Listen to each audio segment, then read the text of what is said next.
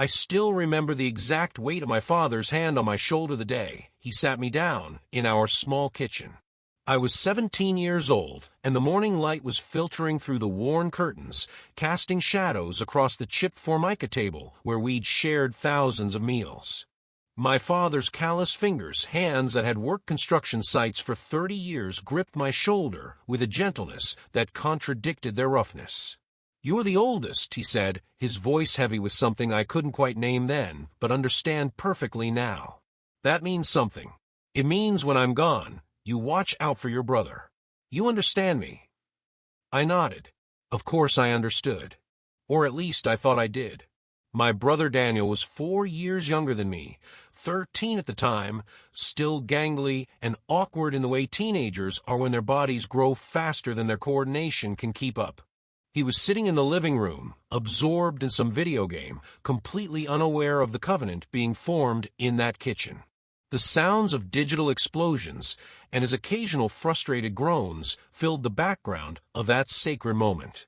"Family is everything," my father continued, and I watched as his eyes, already showing the first signs of the illness that would take him 5 years later, grew distant. "Everything else in this world can fail you. Your job, your friends, even your government. But family? Family is supposed to be different. You protect each other. You sacrifice for each other. You remember that." I remembered. God help me, I remembered every single word. The years that followed my father's death were hard on all of us. My mother, who had always been the emotional anchor of our family, seemed to shrink into herself, her grief manifesting as a kind of quiet withdrawal from the world. She still cooked dinner every night, still asked about our days, still smiled when we walked through the door, but the light behind her eyes had dimmed, like someone had turned down the brightness on a screen. I was 22 then, just out of college with a degree in accounting and a job at a mid-sized firm that paid barely enough to cover my studio apartment and student loans. Daniel was 18, preparing for college himself, uncertain about his future, but filled with the kind of reckless optimism that only teenagers possess. I took my father's words seriously, perhaps too seriously. When Daniel needed help with his college applications, I spent weekends reviewing his essays, making sure every word was perfect. When he got accepted to a state school 2 hours away, I was the one who drove him there, helped him set up his dorm room, and slipped $200 into his desk drawer when he wasn't looking money I'd been saving for a new laptop I desperately needed. "This is what family does," I told myself, echoing my father's voice in my head. Daniel and I had always been different. Where I was methodical and careful, he was spontaneous and careless with consequences.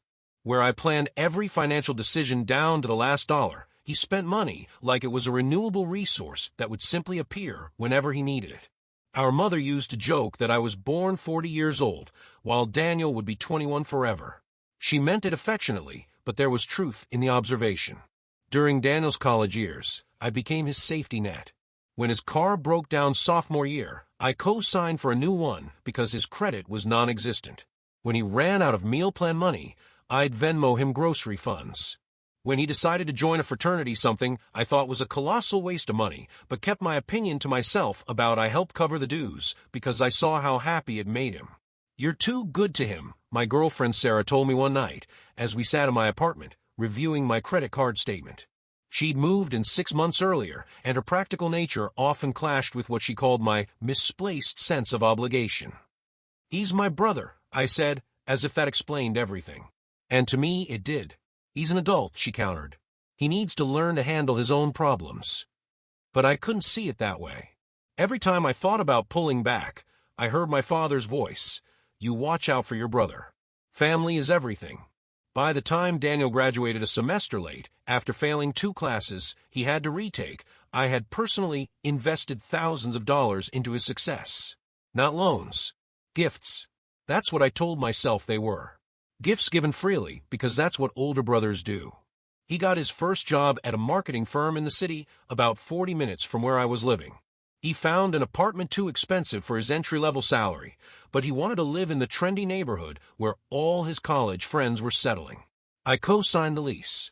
I told myself it was the last time, that once he was established, he'd be fine. For a while, things seemed stable. Daniel appeared to be finding his footing in the adult world. He posted pictures on social media of his apartment, his new friends, the restaurants and bars he frequented. He looked happy, successful even. I felt proud, like my sacrifices had paid off, like I'd honored my father's dying wish. Then came the phone call that would change everything. It was a Tuesday night in October, 3 years after Daniel graduated.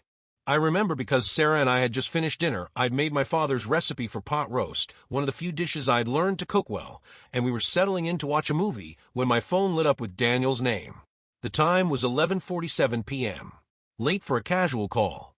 "Hold on," I told Sarah, pausing the movie. Something in my gut told me this wasn't going to be a quick conversation. I answered, "Hey, what's up?" There was a long pause on the other end, filled with ambient noise, cars passing, wind, the distant sound of voices. He was outside somewhere. "I'm in trouble," Daniel finally said, his voice thick with something between fear and desperation. "Real trouble, man. I don't know what to do." My heart rate immediately accelerated. I stood up, walking into the bedroom for privacy. "What kind of trouble? Are you hurt? Are you safe?" "I'm safe, I'm fine. It's just another long pause. It's financial. It's really bad." I sat down on the edge of the bed, already running through scenarios in my mind. Credit card debt? Medical bills? Gambling? Tell me what's going on. The story came out in fragments, disjointed and hard to follow. Daniel had been living beyond his means for years. The apartment I'd co-signed for? He'd been late on rent 4 times. The car? 2 payments behind. Credit cards maxed out to the tune of $15,000. Personal loans from friends he couldn't repay. And now the final blow, he'd made what he called an investment in a friend's startup that turned out to be essentially a pyramid scheme. He'd lost $12,000 he didn't have. How much total are we talking about? I asked, my accountant brain already working through the numbers even as my heart sank. If I can't come up with $45,000 in the next month, I'm going to lose everything. My apartment, my car, my job, everything. My credit will be destroyed. I'll have to move back in with Mom, and you know that would kill her. She's already dealing with enough stress. $45,000. The number hung in the air between us like a physical weight. That was more than I'd saved in my entire adult life. That was a year's worth of rent. That was a used car or a wedding or the down payment on a small house. Daniel, that's a massive amount of money. How did you let it get this bad? I know, I fucked up. I've been trying to handle it myself, but it just keeps getting worse. I've been losing sleep. I can barely focus at work. I'm having panic attacks. I didn't want to ask you, I really didn't, but you're the only person I trust. The only person who might be able to help me. His voice cracked on those last words, and I heard something I'd rarely heard from my younger brother, genuine vulnerability. I need to think about this, I said. This isn't a small thing. I know it's not, but I'm begging you. I'm literally begging you. I will pay you back every single penny, I swear to God. I'll get second job, I'll cut back on everything, I'll do whatever it takes. But if you don't help me, I'm destroyed. Everything we've worked for, everything Dad would have wanted, it'll all be gone. There it was, the invocation of our father's memory. Whether Daniel meant it manipulatively, or if it was genuine desperation, I couldn't tell. Maybe both. Let me talk to Sarah, I said. I'll call you tomorrow. Tomorrow? I need to know tonight. They're calling tomorrow about the rent. If I can't give them something. Daniel, I interrupted. My voice firm. Tomorrow. I need to sleep on this. After we hung up, I sat on the bed for a long time, phone in hand, staring at nothing. Sarah appeared in the doorway, concern written across her face. How bad? She asked. Bad. 45,000 kind of bad. Her eyes widened. 45,000. Are you kidding me? I told her everything, watching her expression shift from shock to anger to something like resignation. She knew me well enough to know which way I was already leaning, even if I hadn't admitted it to myself yet. You're going to give it to him, aren't it? She said quietly. I don't know. Maybe. I have to help him. He's my brother. He's a grown man who's made consistently terrible decisions, and you've been enabling him for years. Her voice wasn't harsh, just tired. When does it stop? When do you stop setting yourself on fire to keep him warm? This is different. This isn't a few $100 for groceries. This is his entire life. Exactly. It's his life. His decisions. His consequences. She sat down next to me, taking my hand. I love you. I love how loyal you are, how deeply you care about family. But this isn't healthy.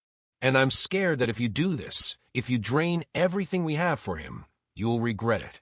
What if I don't help him, and he loses everything? How do I live with that? What if you do help him, and he learns nothing? What if this happens again in 3 years, and next time the number is 70,000? Or 100,000? Where does it end? I didn't have an answer. That night, I barely slept. I ran numbers in my head, calculating and recalculating. I had about 20,000 in savings.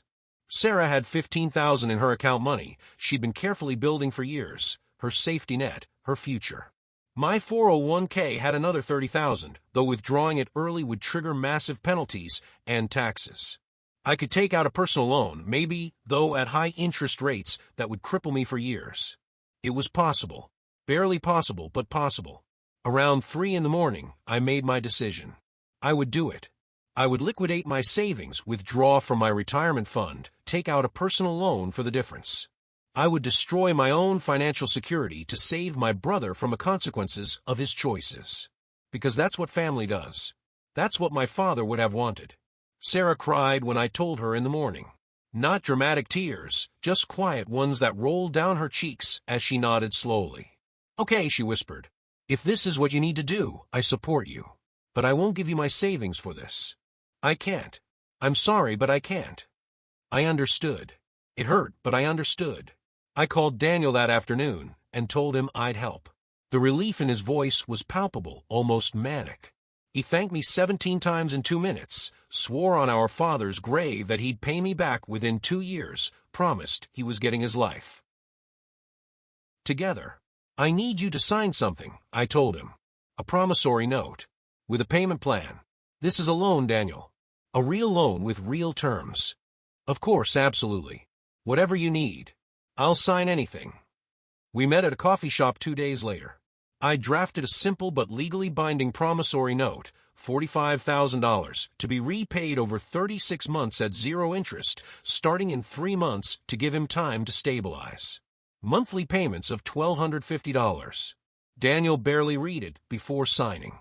His hand shook slightly as he wrote his name, and I wondered if it was from relief or something else. I transferred the money that afternoon. I watched my bank balance drop from a comfortable cushion to nearly nothing in a single transaction. It felt like jumping off a cliff.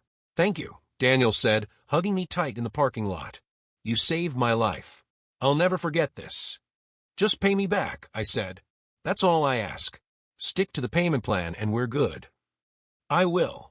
I promise. He seemed genuine. I wanted to believe him. 3 months later, the first payment was due. December 1st. I marked it on my calendar. December 1st came and went.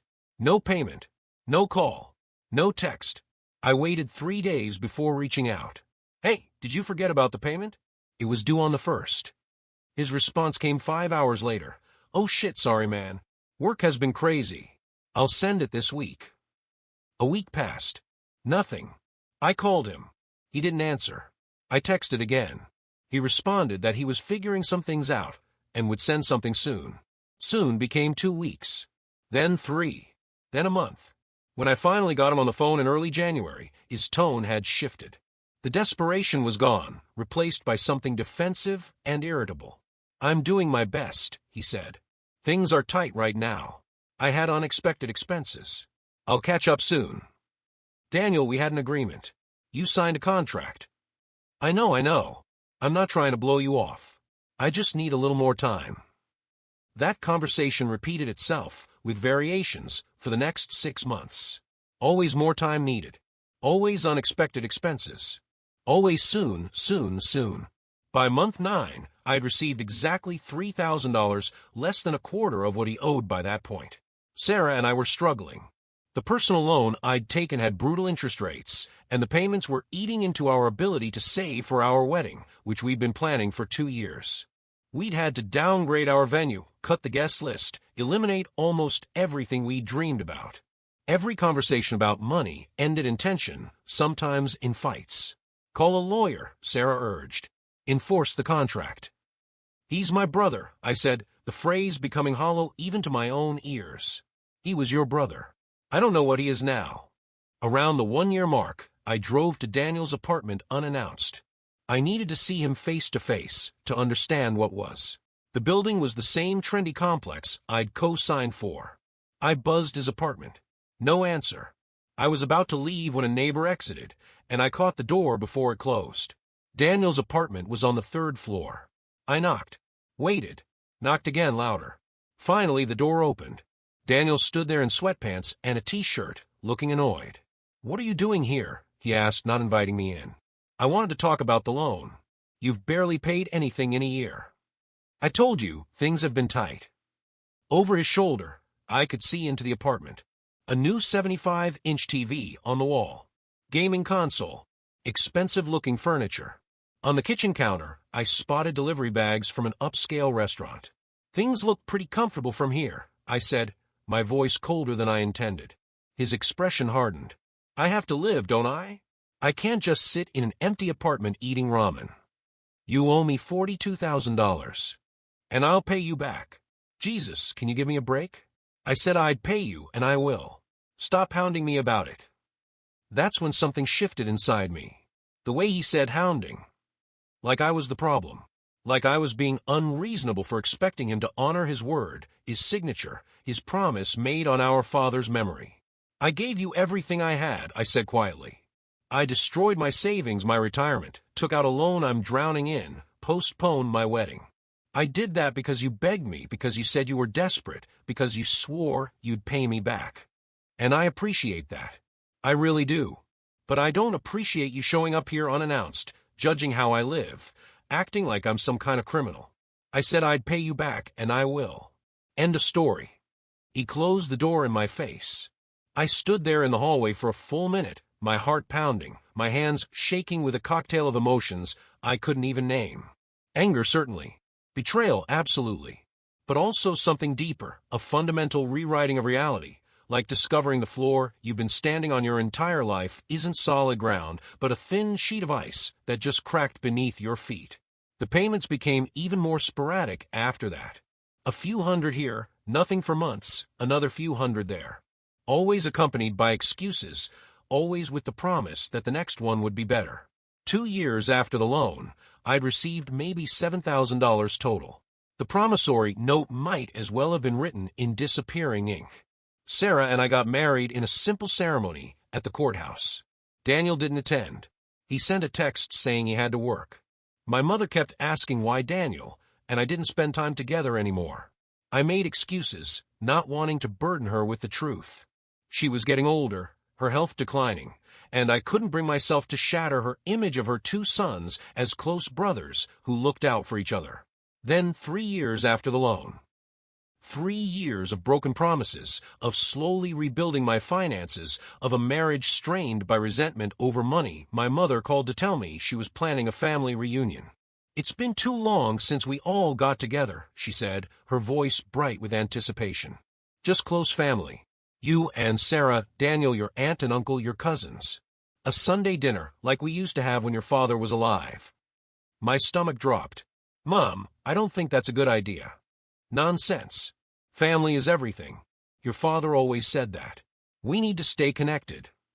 I tried to decline, but she insisted, her voice taking on that edge of hurt that mothers perfect over decades. I finally agreed, knowing that I'd have to face Daniel in person for the first time in over a year. The reunion was scheduled for a Sunday in early November at my mother's house. Sarah and I drove there in tense silence, both of us dreading what was coming. When we arrived, Daniel was already there, laughing with our cousins, a beer in his hand, looking perfectly comfortable. He saw me and raised his beer in greeting, as if nothing had ever happened between us, as if he didn't owe me tens of thousands of dollars, as if he hadn't essentially stolen my financial future. Dinner was awkward. I barely spoke, pushing food around my plate while conversations swirled around me. Daniel was charming, telling stories about his job, He'd been promoted, apparently, talking about a trip he'd taken to Mexico, showing pictures on his phone of beaches and resort pools. My aunt asked me how married life was treating us. "It's good," I said, the lie tasting bitter. "Adjusting to being a team, managing finances together, you know." Speaking of finances, my uncle chimed in, looking at Daniel. "Your mom tells me you're doing well at work." "That's great to hear." "Yeah, things are really looking up," Daniel said, smiling. "Finally feeling like I've got all together." The hypocrisy was suffocating. I excused myself to the bathroom, standing in front of the mirror, gripping the sink edge, trying to control my breathing. When I returned to the dining room, the conversation had shifted to family stories, memories of our father. Daniel was in the middle of a story about something Dad had taught him about fishing. "He always said family comes first," Daniel said, his voice warm with nostalgia. "That's the most important thing he taught me. Family is everything." Something inside me snapped. Those were the exact words my father had said to me. The words I'd carried like a sacred text. The words I'd used to justify every sacrifice, every check written, every boundary crossed. And here was Daniel, using those same words, invoking our father's memory, while owing me a life-changing amount of money he had no intention of repaying. I looked at him across the table, this person who shared my blood, my history, my childhood, and realized I was looking at a stranger. Worse, I was looking at someone who had systematically exploited the most sacred parts of my identity, my love for my father, my sense of duty, my belief in family. At that moment, something crystallized in my mind. A decision. A line being drawn. After dinner, as people were gathering their things to leave, my mother pulled me aside. "I'm so glad you came," she said, squeezing my hand. "Your father would be so happy to see you boys together." I forced a smile, but inside, a plan was beginning to form. A quiet, patient, strategic plan that would require me to become someone I'd never been before, calculating, cold, willing to wait for exactly the right moment. Because I'd realized something crucial. Daniel didn't respect appeals to conscience, to honor, to family bonds. Those meant nothing to him, or at least not enough to matter when they conflicted with his comfort. But there was one thing that would matter to him. One thing he couldn't ignore or laugh off or make excuses about. Public accountability. Undeniable proof. The complete destruction of the lie he'd been telling himself and everyone else that he was a good person, a good son, a good brother, someone who honors his obligations. As I hugged my mother goodbye and walked to my car with Sarah, I knew what I had to do. It would take time. It would require patience. It would demand that I become someone I wasn't sure I wanted to be. But the old me, the one who believed family meant everything, who sacrificed endlessly, who enabled destructive behavior in the name of love, that person was gone. He died somewhere in that hallway outside Daniel's apartment, watching a door close in his face. What remained was someone harder. Someone who understood that sometimes the only path to justice is the one you build yourself, stone by careful stone, until the moment arrives when the entire structure reveals itself all at once. I didn't know exactly when that moment would come, but I knew it would. And when it did, I'd be ready. The drive home from my mother's house felt endless. Sarah sat in the passenger seat, her hand on my knee, a gesture of support that somehow made everything feel worse. The sympathy in that touch highlighted just how broken things had become. "You're quiet," she said as we merged onto the highway. The sun was setting, painting the sky in shades of orange and purple that would have been beautiful if I could have focused on anything beyond the churning in my gut. "Just thinking," I managed. "About Daniel." I nodded. What else was there to think about? "I wanted to throw my wine in his face," Sarah admitted, her voice low. "When he was talking about that Mexico trip, about his promotion, about how well everything's going, I wanted to stand up and scream the truth. Tell everyone what he did to us." "I know. Why didn't you?" It was a fair question. Why hadn't I? Why had I sat there in silence while Daniel played the role of the successful, grateful son, the brother who learned family values from our father, the man who had all together? "Because it would have hurt my mom," I said finally. "And because screaming the truth in the moment gives him the chance to control the narrative, to make excuses, to turn it into drama where people have to pick sides." Sarah was quiet for a moment. "So what are you going to do?" "I don't know yet," I lied. Because I did know. I just wasn't ready to say it out loud, to make it real by speaking it into existence. That night, I couldn't sleep. I lay in bed, staring at the ceiling, my mind replaying every moment, every decision, every sign I'd missed or ignored. Sarah's breathing beside me was steady and calm, and I envied her ability to find peace while my thoughts raced in endless circles. I got up at 2 a.m., careful not to wake her, and went to the spare room we used as an office. I opened a filing cabinet where I kept important documents and pulled out the folder labeled Daniel Loan. Inside was everything: the promissory note with his signature, bank transfer receipts, text message printouts documenting every broken promise, email threads detailing his excuses. I'd been documenting everything from the beginning, not because I planned to use it, but because my accountant's brain couldn't help but keep records. I spread it all out on the desk, and in the dim glow of my laptop screen, I studied the evidence of my brother's betrayal. The promissory note looked official, legitimate. His signature was clear and unmistakable. $45,000. 36 monthly payments of $1,250. Starting date clearly marked. His commitment in black ink on white paper. But paper means nothing to someone with no honor. I pulled up my bank statements, tracing the financial trajectory of the past 3 years. There, in stark numbers, was the story of my destruction. Savings account, depleted from $20,000 to $0. 401k, early withdrawal penalty of $4,500, plus taxes that destroyed any growth it might have had. Personal loan, $18,000 borrowed at 11.5% interest. Total paid to date, $9,300. Principal remaining, $16,100. The interest was eating me alive. Wedding fund gone. We'd ended up spending $3,000 on our courthouse ceremony and small dinner afterward instead of the $15,000 celebration we'd planned. Emergency fund non-existent. One major car repair or medical bill would put us in credit card debt. The numbers didn't lie. They never do.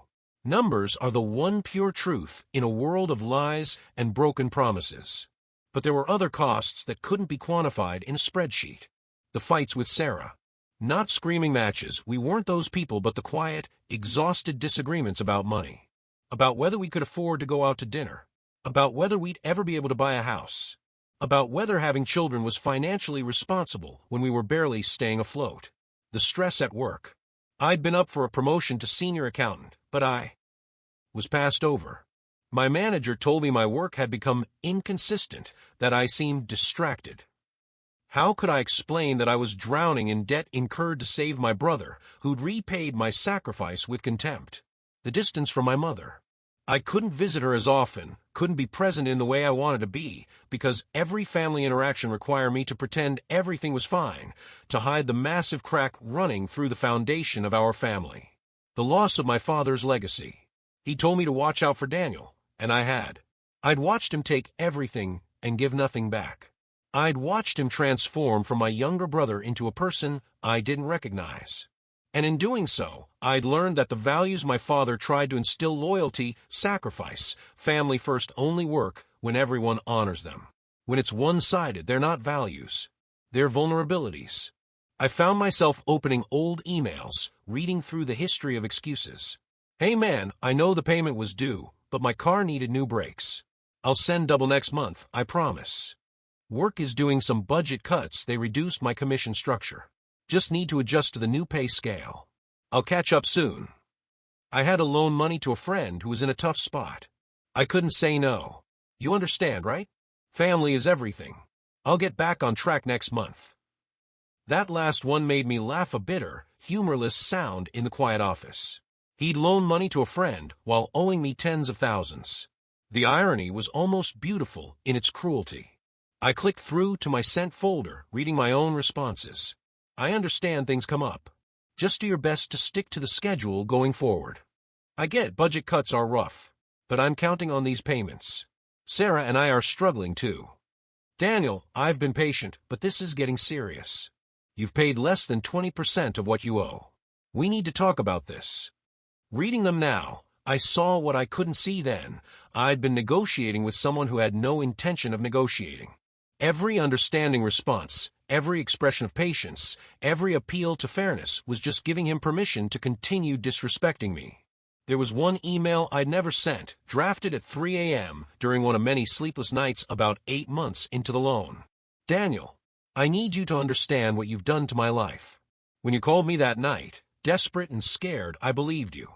I believed you were in genuine trouble, that you'd made mistakes and needed help to not lose everything. I believed you when you said you'd pay me back. I gave you money I'd saved for years. I destroyed my retirement fund. I took on debt that's crushing me.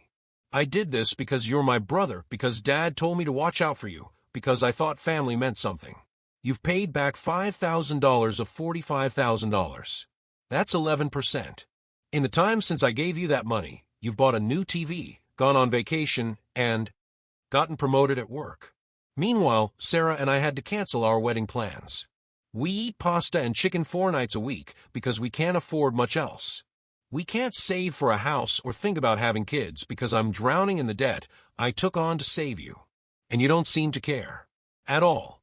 Do you know what that feels like? To realize that your brother, the person you've protected and supported and sacrificed for your entire adult life, sees you as nothing more than a convenient ATM? Someone to tap when he needs something, then ignore when it's time to honor his obligations? I don't know who you are anymore. I don't recognize the person you've become.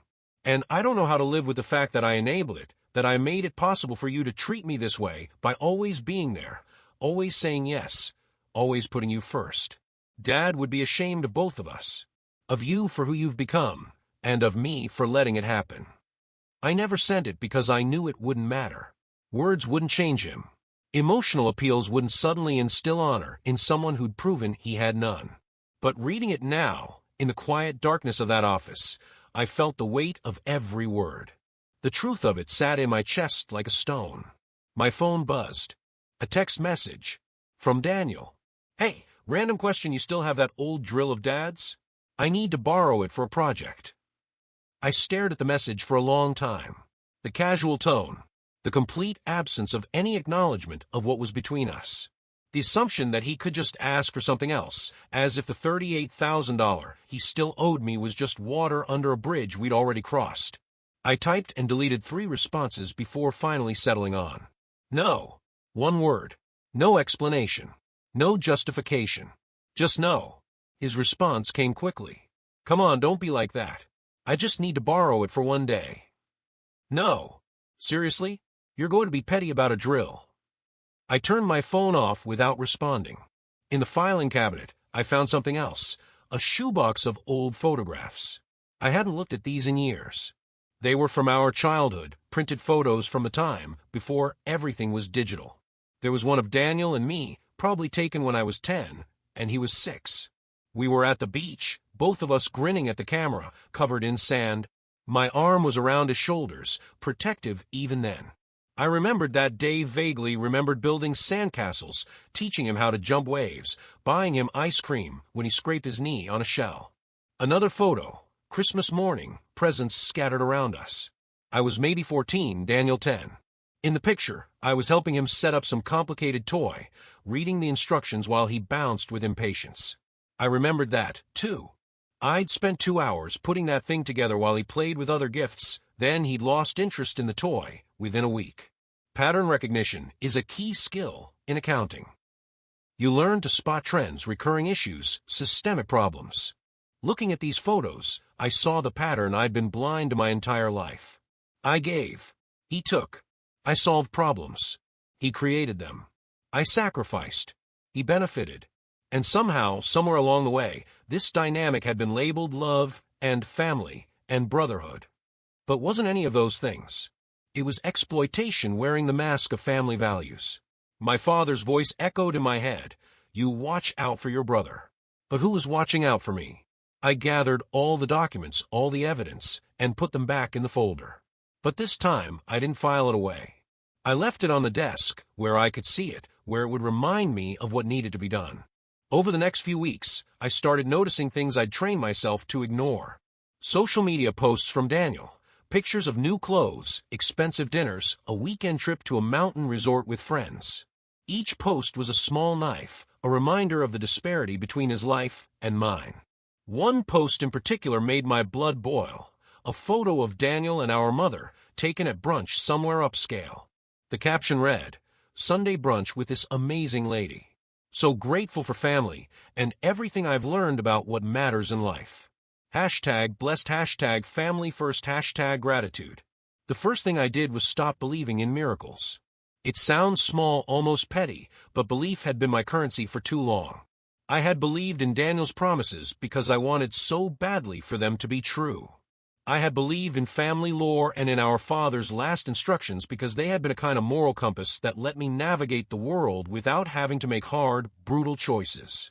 But after months of broken payments and easy excuses, belief felt like the thing that had led me over a cliff. So I traded it for evidence. I started with spreadsheets. Old habits die hard. Numbers had always been a place of refuge for me, a landscape where feelings translated into columns that either balanced or they did not. I opened a blank workbook and entered every transaction. The wire to Daniel the night he called, the withdrawal from my 401k, the personal loan installments, the grocery transfers, the check I had written, and the Venmo requests I had ignored. Beneath each number I wrote a note, date, context, his text messages, his promises. The act of typing made the past concrete. The mess of emotion became a trail I could follow. From the spreadsheets, I moved to patterns. I looked back further than the loan, looking for the root of the habit. There it was. Every time Daniel had felt cornered, his first instinct was to ask for money rather than ask for a plan. When he was ashamed, he bought presents to change the narrative. When he was under pressure, he doubled down on appearances. He purchased status like armor, because if everyone believed the story, then the story becomes true. The picture that emerged was not of a man in crisis, but a man with priorities decidedly different from mine. I stopped all spontaneous contact. Calls went to voicemail. I read his texts late at night and answered with surgical brevity. It was a small cruelty at first, but was also self-preservation. For the first time since the loan, I allowed myself the quiet to think, to plan. Sarah noticed the change. She noticed everything. Where I had once been frantic in my attempts to salvage things, suddenly I was still. Not cold for the sake of being cruel, but strategically composed in a way that made her relax into the idea that something practical was being done. "I can see it in your face," she said one evening as she sat at the kitchen table, a pen in her hand and our altered wedding budget open on her laptop. "Not anger. Focus. It suits you. But it scares me. You're becoming someone who waits in the dark. Are you sure this is healthy?" "I'm trying to be honest," I said. "Honest, not reactive. There is a difference." She nodded, the way she always had when she trusted me enough to follow me into discomfort. She did not know the contours of the plan yet. She did not need to. For now, she needed a version of me who could pay the bills and show up at work and not lose his temper during staff meetings. For now, she needed a partner who could be trusted. Next, I reached out to a lawyer. Not the kind of meeting that screams litigation. Not yet. I called a family friend of a colleague, someone who specialized in consumer law and contracts. I described the situation with clinical detachment, the promissory note, the transfers, the defaults, the pattern of payments and promises. The lawyer listened, and then, in that voice that says facts, not judgments, told me what I already suspected. A signed promissory note is enforceable, but enforcement is slow and messy. Litigation is public. It has costs. It forces someone into a corner. And sometimes, depending on the person, the corner is where they crumble. "Paper is paper," he said calmly. "But your advantage is documentation and motive. You did this to help him. That will matter if you choose to litigate. He'll have a hard time arguing his way out of the signature and the wire records." "How long?" I asked. "Long enough to matter," he answered. "And long enough for the right kind of leverage to be built if you play your cards correctly." Leverage. The word felt different on my tongue than it had when I first learned it in business school. I had once thought leverage was something to be avoided, a risk. Now it felt like the only way to rebalance an injustice that had been allowed to calcify. I began to catalog the non-financial costs as carefully as I cataloged the dollars. The distance from my mother, the refusal to invite me to small family things, his absence at the wedding, the way he used our father's phrases as a mask. I kept a journal in which I wrote the dates of every slight, and every moment I had swallowed in the name of peace. It was not bitterness that drove me to record these things. It was discipline. If the day came when I needed to move, I would need a narrative that could not be dismissed as petty grievance. I wanted a record that read not like revenge, but like consequence. I also started watching him without being obvious about it. Not stalking, but observation. Social media was a gift and a curse. It gave me a public record of his life promotions, trips, brunches, a new watch he could not quite stop showing off. There were inconsistencies that a closer eye could find. He would post of a promotion, and yet still complain in messages about commissions. He posted pictures of a weekend at a resort, and 2 days later texted that rent was overdue. The gap between what he showed others and what his bank account said widened until it became obscene. I made a list of allies, but not the obvious kind. I did not want this to be a family war. I wanted it to be a structural correction. So I reached out to the few people who had a practical interest in the truth. An old bank manager who had seen the patterns of Daniel's withdrawals and occasionally hinted at concern. A former roommate who mentioned how Daniel always found a way to spin a story. A co-worker who, in a casual bar conversation, had asked whether our father was as generous as the family told. Each person I spoke to added another thread. Alone, those threads were simple observations. Together they were a fabric that could be exposed. And then I began, with a calm that surprised me, to set small traps of my own. Not traps meant to humiliate. Traps meant to reveal. If Daniel's armor was narrative, then the best way to cut through him was to present him with situations where the narrative could not hold. I started small. A text to him with a casual question about his car registration. A comment about his promotion that forced clarification. An invitation to a family photo at my mother's that was actually a chance to watch him interact in a crowd where people would compare notes. I would not confront him in public. I would watch whether the mask would slip. In quiet moments, I practiced patience. The old me had been impatient in a way that made me vulnerable. I saw now that patience was its own weapon. The waiting hardened me without making me cruel. It made me precise. I stopped explaining myself to our mother because every explanation was an invitation for Daniel to shape the story. I told Sarah when I would be present and when I needed work time. I stopped lending him small amounts, as if those crumbs would placate the hunger he'd created. He texted asking for lunch money, and I sent back a picture of my empty wallet. The silence I kept was meant to send a message, but the message was more about self-worth than punishment. One night, after the spreadsheets and the calls and the lists, I sat at my desk and read the promissory note again. His signature looked smaller than I remembered. For a moment, I let myself imagine us at the table in the parking lot where he'd hugged me that last time. I felt the old ache in my chest, the part of me that still wanted to believe. Then I closed the folder and wrote 4 words on a sticky note, Justice by Design. Justice by Design. It was blunt and architectural, like a blueprint that would be followed step by step. The words made me think of building, of foundations and load-bearing walls. The plan I was crafting would not be about vengeance in its raw form. It would be about accountability. It would be about making sure that the cost of his choices could no longer be borne by me alone. That winter, as the nights grew longer, I found myself less filled by anger and more filled by a strange Arctic calm. I stopped answering his calls in the middle of the night.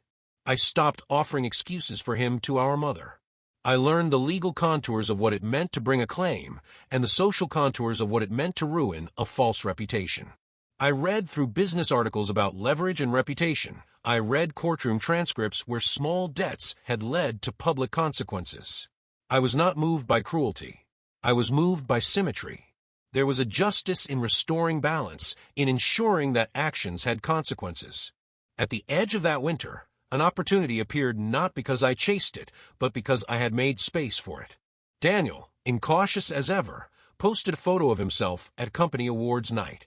He had a plaque in his hands, smiling, and the caption said he had been recognized as Emerging Leader of the Year. The comments were effusive. His boss had tagged the post. It was an image of success, a neat, shiny object that would feed his need to be seen as indispensable. Beneath the photo, a co-worker had written, "Congrats, man. You earned it. Finally getting that recognition." That public validation was a vulnerability I had not counted on 2 months earlier, but now it smelled like the exact thing I needed. I saved the image, the comments, the time stamp. I printed the post and put it in the folder labeled Evidence. The perfect moment, if it came, would not be born of rage. It would be born of patience and preparation.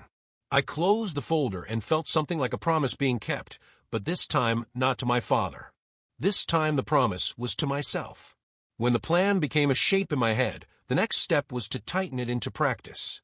The initial months of watching and documenting had been like reconnaissance. Now I needed to move into deliberate action, but action that was calm and measured. I did not want a scene, a shouting match, or a viral social media pile-on. I wanted a structure that would reveal the truth and let the consequences fall where they must. I began with control points. Every plan needs them, moments where the flow can be guided, where outcomes can be influenced without forcing them. One control point was my mother's family reunion. I called it in my head the quiet room, a place where comparisons would be inevitable and where offhand remarks could be gathered as testimony. I arranged to bring a guest, a co-worker of mine who had known Daniel in college and had always seemed oddly observant. I did not tell my mother the real reason I wanted him there. She thought I was simply inviting someone to meet the family. In truth, I wanted an objective witness to the casual narratives people told that evening. Another control point was my own social media. For months I had reduced my posts to mundane family updates, but now I started to post selectively. Not accusatory things. Not dramatic. I posted photos of documents, not legible but suggestive of a folder on a desk with a coffee cup. A photo of 2 cups and a promissory note seen from a distance. The posts were small and cryptic, the kind of thing that would prompt friends to ask questions and give me plausible deniability, while also laying a breadcrumb trail that others could follow if they wanted to. It was a way of subtly shaping the narrative while keeping the moral high ground. I also began to use timing as a weapon. Daniel's life had its predictable cycles, rent deadlines, reporting cycles at work, weekend getaways to display his status. I synchronized my actions to these rhythms. When a rent deadline approached, I would make a small public remark about fiscal responsibility. When his company had quarterly reports, I would quietly ask colleagues about his role. Not to embarrass him, but to triangulate the truth. I was not trying to trick people. I was trying to create an environment where the truth could no longer hide behind an image. That required restraint. The temptation to call him and say everything, to unleash months of quiet hurt in a single, cathartic outburst, was enormous. I resisted because those outbursts had always been my weakness. They were the moments that let him tell the better story, that gave him control. This time, I wanted the story to be constructed from facts and witnesses, not from emotion. So I practiced silence, and in that silence I found a clarity I had lacked when I was reacting. I brought in small allies without fanfare. The bank manager agreed to keep an eye on suspicious transfers in exchange for a promise to never weaponize his position. A neighbor, who had once been a roommate of Daniel's, agreed to write down what he knew and sign it if it ever came to that. The co-worker I invited to my mother's dinner became an eyewitness to a conversation where Daniel boasted about his financial wiles in a way that sounded different when recorded in someone else's recollection. None of this was dramatic. It was bureaucratic, a sort of civil architecture of truth. Then I created opportunities for Daniel to reveal his true values. I texted him about a faux investment opportunity, something I knew would interest him because of the way he had always been seduced by quick fixes. I did not press. I simply asked a question in the right forum, in the casual tone of someone making small talk. He responded with the exact tone I had predicted, confident, cocky, certain. He believed himself still to be the kind of man who could turn nothing into everything with charm and a smile. He had not yet learned that charm does not erase ledgers. I also started to nudge our mother carefully. She was fragile, and I had no interest in wielding her as a weapon. But I would not let her be blind. I began asking innocuous questions in front of her, like asking which of our brothers had paid attention to Dad's paperwork, or how Dad would have handled a business partner who failed to make good. The questions were simple, the tone loving. But the inevitable comparison forced people to reflect and to speak truths they might otherwise gloss over. The most delicate part of the plan was appearing reconciled. People hate discord. They will often choose the appearance of family over probing questions. So I began to give Daniel small gestures of warmth in public, the kind of performative things that made any outsider assume reconciliation was happening. A hug at a holiday, a casual text asking about a mutual childhood memory. This was theater, but it was necessary theater. It kept the guard lowered, kept the mask comfortable, and ensured that when the moment of exposure came, it would not be dismissed as a vendetta from a man nursing a grudge. It was during one of these stage reconciliations that Daniel made his most useful mistake. At a casual Sunday brunch with several relatives present, he started telling the story of his promotion. He spoke with the practiced cadence of someone who had rehearsed gratitude. He mentioned how the company had taken care of him, and how he had been instrumental in a new client acquisition. One cousin asked to follow up about the timeline. Daniel, eager to be precise and to impress, gave numbers that were specific and public. He named names. These names were people I could contact. He described a client meeting that, taken alongside my bank records and his social posts, would not survive scrutiny. I did what I had trained myself to do. I smiled, I nodded, and I made a private note. Later, when I followed up with some of the people he had named, the responses were telling. One person recalled that the meeting had occurred, but that Daniel had not been the one in the lead. Another said quietly that the instrumental part had been more of a team effort. It was not scandalous. It was not dramatic. But it was a crack in the myth. It was a place where the public story and the private reality did not match. From those cracks I began to weave. I requested additional documentation from Daniel over the kind of trusting channels he still used to request money, an image of a pay stub for my records, a confirmation of his rental payments so I can update my file. He obliged with the same careless confidence he had always shown. He sent PDFs that, upon closer inspection, bore dates that did not align with the claims he had made. He forwarded a screenshot of a bank balance that was cropped. He sent photos of vacations that included receipts with names that belonged to other people. Each piece I collected tightened the net. I also started to speak with professionals who could weigh in if necessary. An accountant friend of mine reviewed a few of the documents and pointed out anomalies that would look damning if assembled side by side. A journalist acquaintance, someone who had covered small financial frauds and family disputes, gave me a cold piece of advice. You need more than emotion. Build a file that would survive a skeptical editor's desk. Facts make the story unassailable. So I built that file. It was not pretty. It was methodical and boring, and therefore effective. It had dates, timestamps, screenshots, witness statements, bank transfer confirmations, and the promissory note front and center. It was a dossier that told a story not of a brother's petty failures, but of a sustained pattern of manipulation. The file was a machine built to transform chaos into consequence. Through all of this, I kept my life outwardly steady. My promotions at work, the bills, my marriage, I tended them like a garden. I did not want my campaign against Daniel to ruin the life I had with Sarah. If anything, my new discipline made me more present where it mattered. The one iron rule I set for myself was this: pursue accountability, not revenge. That line kept my hands from doing things I would later regret. It kept me from public shaming in a way that would make me indistinguishable from him. In the shade of the folder I had prepared, the sense of inevitability grew. The plan was not a plan to humiliate. It was a plan to correct an imbalance. The day would come when the evidence would be presented, and the world would have to reconcile the story Daniel had been telling with the ledger of his actions.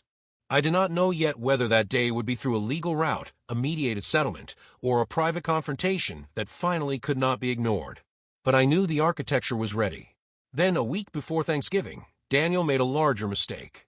He posted a photo of our mother and him at a charity fundraiser with a caption about giving back and community leaders recognizing his work. The event had a website. I checked it and found his name listed as a sponsor on a page archived by a local blog. The sponsorship fee was public knowledge. It was not a small fee. It was precisely the kind of public claim that would be embarrassing if it did not match his bank statements. I printed the page and added it to the file. Holding that printout in my hands felt like holding a key. The moment I had been waiting for was not about a single failure. It was about a pattern that could be seen and measured. I slid the paper into the evidence folder and closed it. I wanted to act then. The hunger for closure, for the satisfying crack of the mask breaking, felt enormous. But I did not act. I waited because that was the new code I had written for myself. Patience was not absence of action. Patience was the final element in a structure I had built. It made the eventual collapse clean and undeniable. The stage was set. The witnesses were lined up. The file sat heavy on my desk like a thing of weight and consequence. I told Sarah simply, soon. She asked no more. She trusted that I had learned how to be steady. And in the quiet that followed, I felt the curious sensation of being ready. I had become the person who could turn hurt into order, and who could demand the kind of honesty my father had intended when he said, "Watch out for your brother." Not to protect his folly, but to protect what he could have been. The audience clapped as if hammering nails into a wooden crate. I stood at the back of the hotel ballroom, near the service entrance, my black briefcase resting against my leg, calm in that quiet way only possible when you've tallied every last cent and know the numbers balance.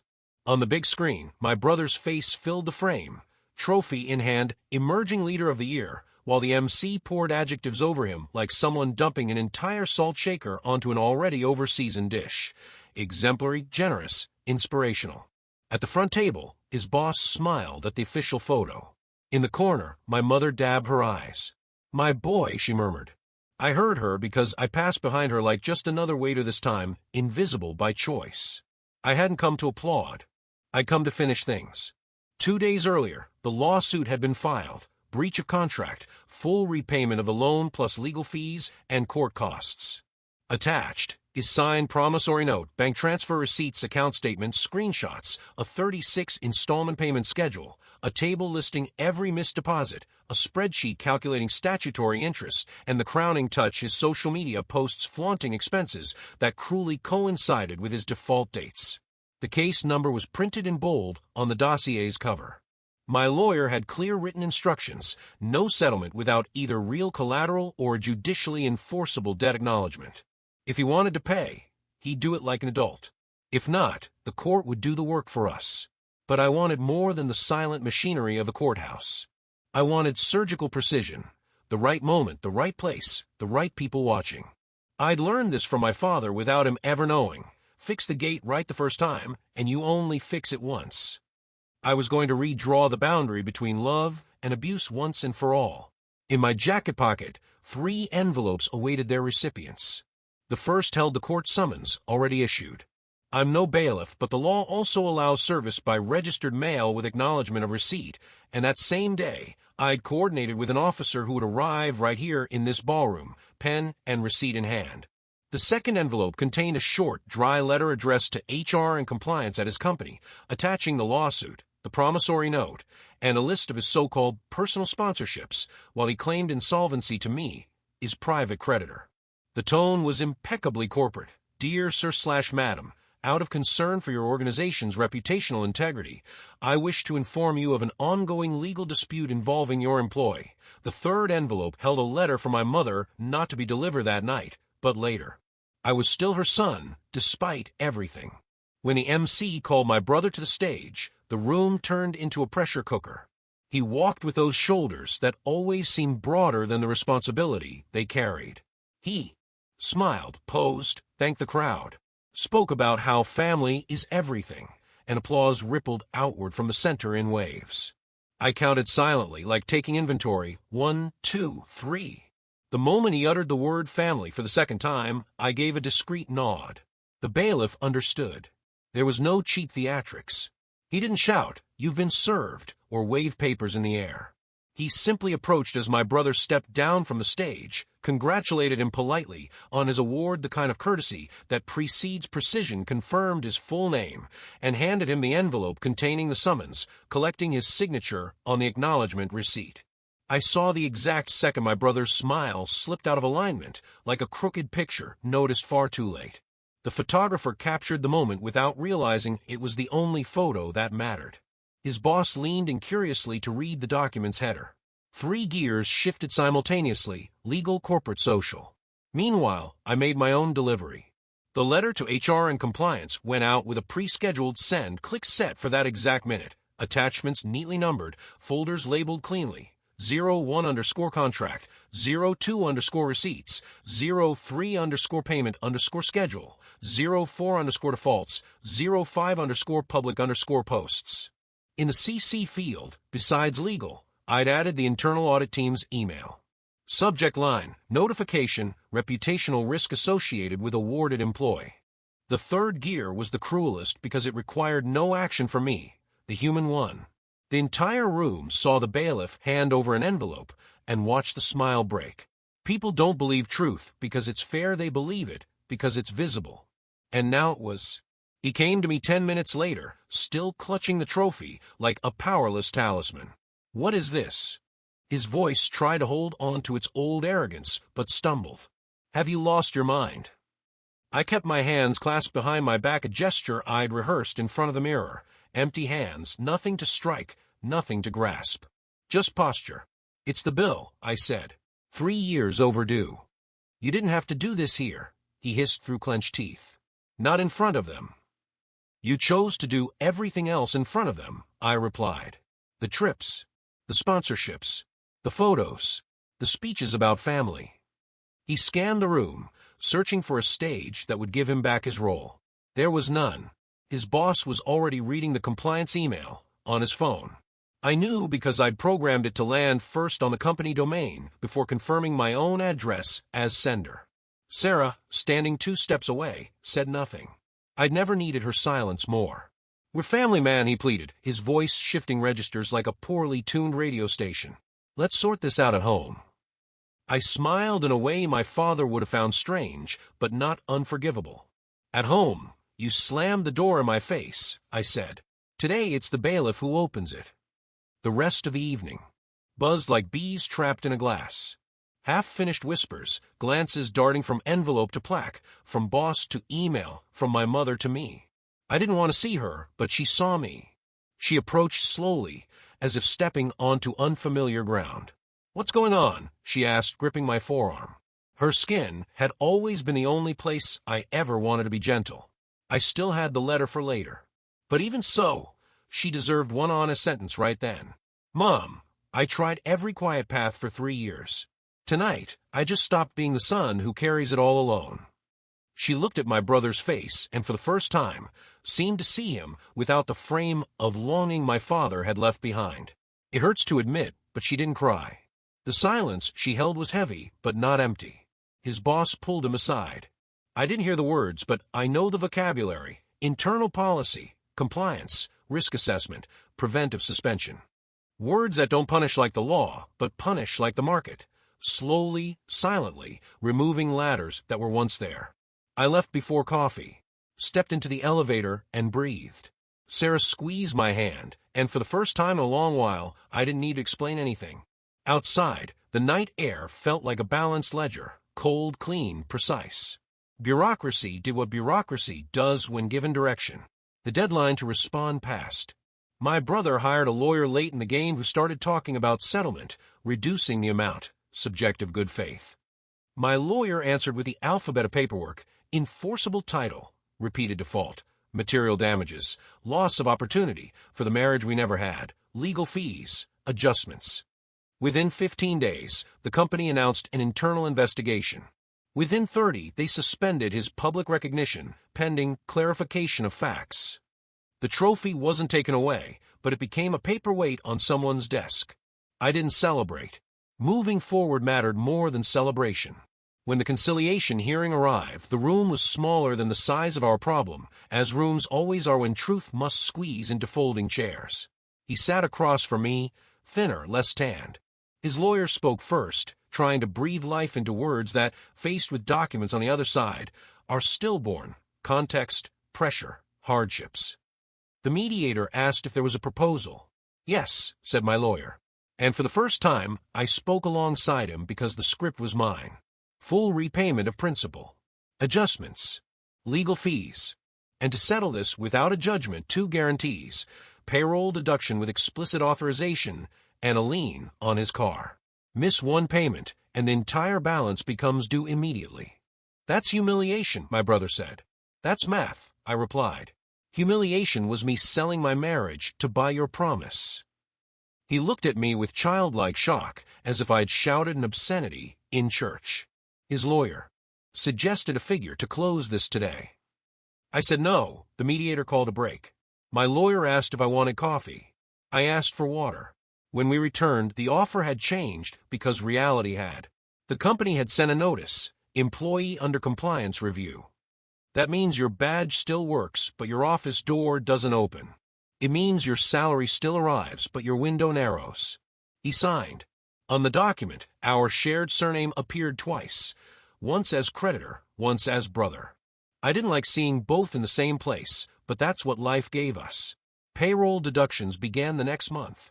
I didn't need to celebrate, just opening my bank statement and seeing the first clean, on-time payment was enough. What I felt wasn't pleasure. It was normalcy, so rare in this matter that it felt luxurious. With the agreement ratified, the courthouse became nothing more than the silent server of our past. But poor avengers stop at money. I didn't just want the money. I wanted rebalancing. So the corporate phase didn't end with the hearing. Compliance finished their report, cross-referencing my public evidence with his internal declarations. There was no corporate fraud, and I hadn't hoped for any. Some lines I won't cross, not even to win. What they found was vanity fueled by someone else's resources. Result: demotion, revised targets, bonus suspended for one cycle. A company isn't a court, but it has its own way of saying, you're not who you claim to be.